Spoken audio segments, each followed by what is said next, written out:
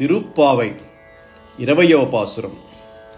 33 சென்று கப்பம் தவிர்க்கும் கலியே துயிலலாய் தெப்பமுடையாய் திருளிடையாய் செற்றார்க்கு வெப்பம் கொடுக்கும் விமலா துயிலலாய் செப்பன்ன மென்முலச் செவ்வாய் சிறுமருங்குல் நப்பின்னே இனங்காய் திருவே துயிலலாய் உக்கமும் தட்டொழியம் தந்துன் மலாலனை இப்பேதோ எம்மை నీరాట్టేలోరెంబావాయ్.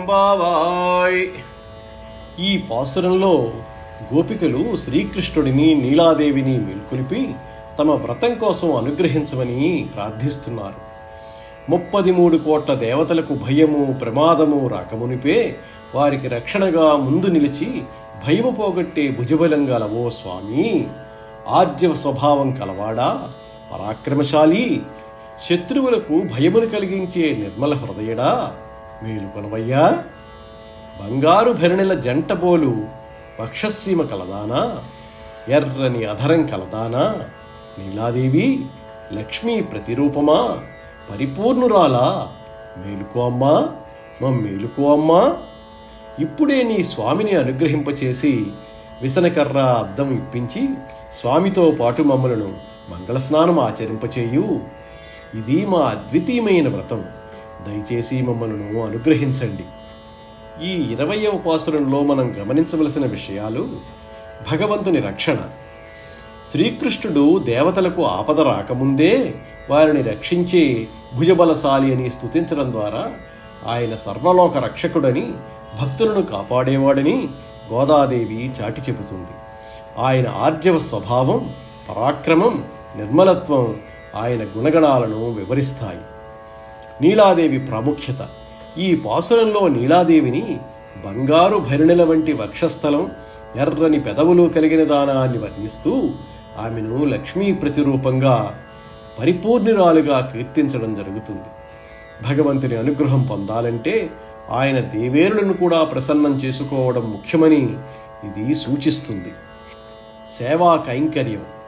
విసనకర్ర అద్దము ఇప్పించి అని కోరడం ద్వారా భగవంతునికి నిత్యం సేవ చేయాలనే భక్తుల కోరిక వ్యక్తమవుతుంది.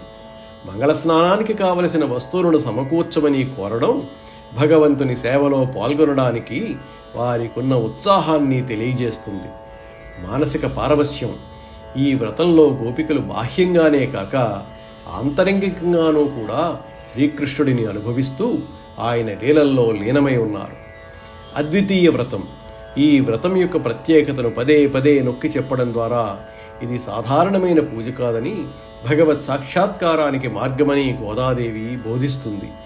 ఈ పాసురం భగవంతుని సర్వశక్తిమంతమైన రక్షకత్వాన్ని, ఆయన దేవేరుల ప్రాముఖ్యతను, భక్తుల సేవాతత్పరతను తెలియజేస్తుంది. శ్రీకృష్ణుడిని నీలాదేవిని మేల్కొలిపి తమ వ్రతం కోసం వారి అనుగ్రహాన్ని పొందడానికి గోపికలు పడే తపన ఈ పాసురంలో స్పష్టంగా కనిపిస్తుంది. తిరుప్పావైలోని ఈ పాసురం భగవంతుని సర్వశక్తిమంతమైన రక్షణను, ఆయన దేవేరి నీలాదేవి ప్రాముఖ్యతని మరియు భక్తుల నిస్వార్థ సేవాభావాన్ని ఉద్ఘాటిస్తుంది. 33 కోట్ల దేవతలను ఆపదల నుండి కాపాడే శ్రీకృష్ణుడి పరాక్రమాన్ని కీర్తిస్తూ ఆయన దయను కోరడం ఈ పాసురం యొక్క ప్రధానాంశము.